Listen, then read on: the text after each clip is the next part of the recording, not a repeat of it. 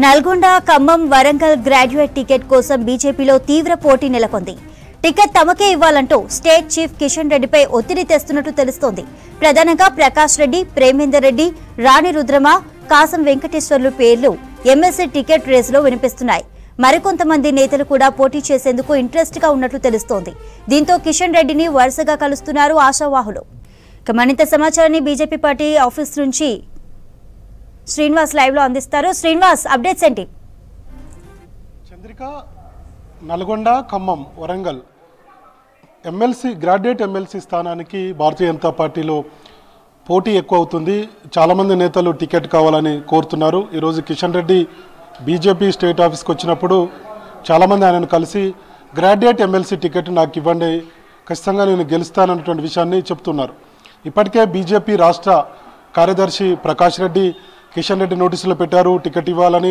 అట్లనే గతంలో పోటీ చేసినటువంటి ప్రేమేందర్ రెడ్డి కూడా తనకే టికెట్ ఇవ్వాలని కిషన్ రెడ్డి కోరారు. మరోవైపు రాణి రుద్రమ కూడా గతంలో పోటీ చేశారు. అంతకుముందు ఆమె యువ తెలంగాణ పార్టీలో ఉండే, ఈ మధ్యనే భారతీయ జనతా పార్టీలో ఆమె జాయిన్ అయ్యారు. సో మరొకసారి నాకు అవకాశం కావాలని చెప్పి ఆమె కూడా కోరుతున్నారు. ఇంకొక వైపు రాష్ట్ర ప్రధాన కార్యదర్శి కాసం వెంకటేశ్వర్లు కూడా తనకు టికెట్ ఇవ్వండి, గ్రాడ్యుయేట్ ఎమ్మెల్సీ గత కొన్నేళ్ల నుంచి పార్టీలో పనిచేస్తున్న ఏబీపీ నుంచి కూడా అని చెప్పి ఆయన కూడా విజ్ఞప్తి చేస్తున్నారు. ఇంకా వీళ్ళతో పాటు ఇంకా చాలామంది గ్రాడ్యుయేట్ ఎమ్మెల్సీ స్థానానికి టికెట్ కోసం ప్రయత్నాలు అయితే చేస్తున్నారు. మరోవైపు బీజేపీ జాతీయ నేతలు ఈ నెల 6-7 తారీఖులో తెలంగాణ రాష్ట్రానికి రాబోతున్నారు కాబట్టి మరొకసారి వాళ్ళ నోటీసులు పెట్టేందుకు ఎవరికి వారుగా ప్రయత్నాలు కొనసాగుతున్నాయి. ఇక గ్రాడ్యుయేట్ ఎమ్మెల్సీ స్థానము ఎందుకు ఖాళీ అయిందంటే, అంతకుముందు ఉన్నటువంటి పల్లా రాజేశ్వరరెడ్డి జనగామ ఎమ్మెల్యేగా గెలుపొందారు బీఆర్ఎస్ నుంచి. కాబట్టి ఆ స్థానం ఖమ్మం, నల్గొండ, వరంగల్ గ్రాడ్యుయేట్ ఎమ్మెల్సీ స్థానం ఖాళీ అయింది.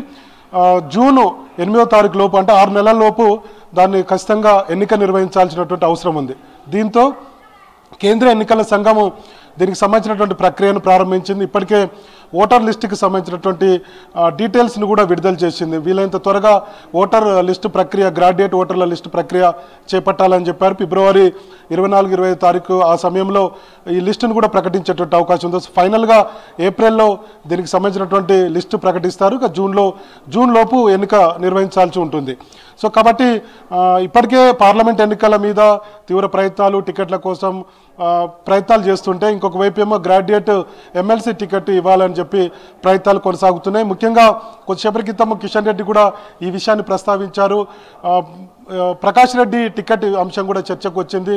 ప్రకాష్ రెడ్డి కూడా ఇంతకుముందు ఎప్పుడు కూడా ఆయన ఇట్లాంటి ఎమ్మెల్యే కానీ, తర్వాత ఎంపీ టికెట్ కానీ, లేదంటే గ్రాడ్యుయేట్ ఎమ్మెల్సీ స్థానానికి సంబంధించిన టికెట్లు అడగలేదు. సో ఫస్ట్ టైం అడిగారు కాబట్టి సో ఖచ్చితంగా ఈ అంశాన్ని ప్రస్తావించేటువంటి అవకాశం ఉంది. ఆయన కూడా ఎలిజిబుల్ అవుతారు.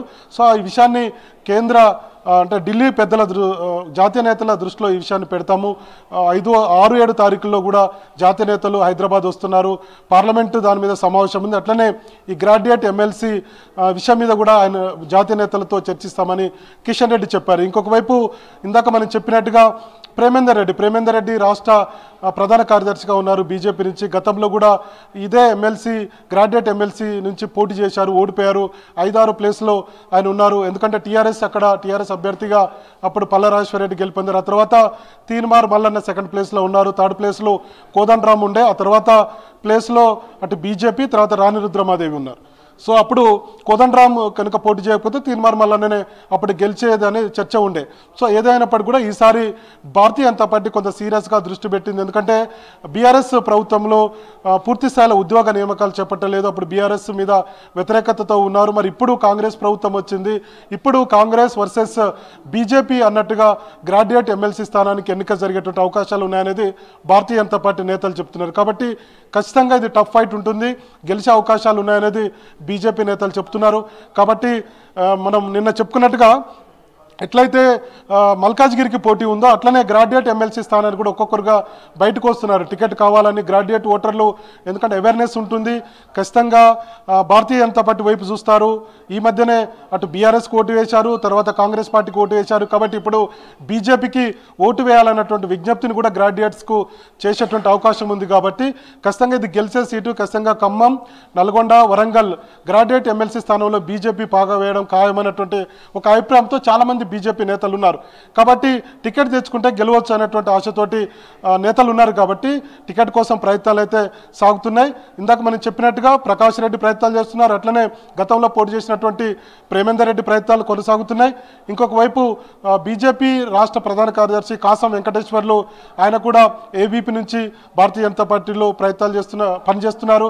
సో ఈ టికెట్ నాకు కావాలని చెప్తున్నారు. ఆయన నల్గొండ జిల్లాకు చెందినవాడు కాబట్టి టికెట్ ఈసారి ఇవ్వండి, నేను గెలిచి తీరుతాననేటువంటి ధీమాతో ఆయన ఉన్నారు. ఇక మరోవైపు రాణి రుద్రమ కూడా టికెట్ కోసం ప్రయత్నాలు చేస్తున్నట్టుగా తెలిసింది. గతంలో యువ తెలంగాణ పార్టీ నుంచి కూడా పోటీ చేశారు. 5th ప్లేస్ అనుకుంటా.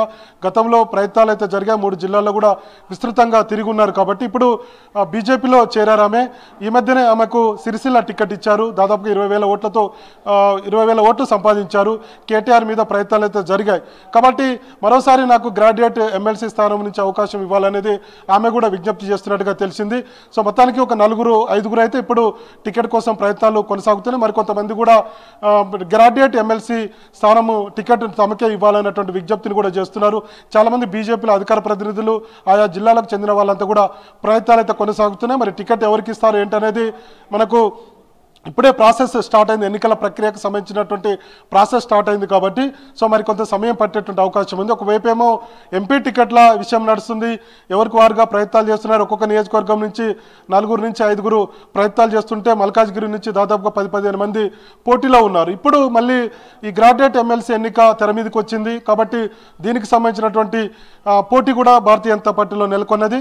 సో ఎందుకు కారణం ఏంటంటే బీఆర్ఎస్ పోటీలో ఉండదనేది బీజేపీ నేతలు చెప్తున్నారు. ఎప్పుడు 2-3 నేతలు కలిసినా ఈసారి బీఆర్ఎస్ పోటీలో ఉండదు. ఎందుకంటే తీవ్రమైనటువంటి ఆరోపణలు విమర్శలు పార్టీ మీద ఉన్నాయి. మొన్న వచ్చినటువంటి రిజల్ట్ మీరు చూశారు కదా. కాబట్టి ఇప్పుడు కాంగ్రెస్కు అట్లనే బీజేపీ మధ్యలో పోటీ ఉంటుందా? ఏ ఎన్నిక జరిగినా, అది పార్లమెంట్ ఎన్నిక జరిగినా, నెక్స్ట్ జరిగేటువంటి గ్రాడ్యుయేట్ ఎమ్మెల్సీ ఎన్నిక జరిగినా ఖచ్చితంగా కాంగ్రెస్ బీజేపీ మధ్యన పోటీ ఉంటుంది. కాబట్టి టికెట్ వస్తే గెలిచే ఛాన్స్ ఎక్కువగా ఉంటుంది అనేటువంటి అభిప్రాయంతో చాలామంది బీజేపీ నేతలు ఉన్నారు. ఎవరికి వారుగా ప్రయత్నాలు అయితే చేస్తున్నారు. చూడాలి మరి గ్రాడ్యుయేట్ ఎమ్మెల్సీ టికెట్ ఎవరికి ఇవ్వబోతున్నారు అనేది. మనకు ఎన్నికల ఈ ప్రక్రియ ఇప్పుడే స్టార్ట్ అయింది కాబట్టి మరి కొన్ని రోజుల్లో తెలిసేటువంటి అవకాశం ఉంది.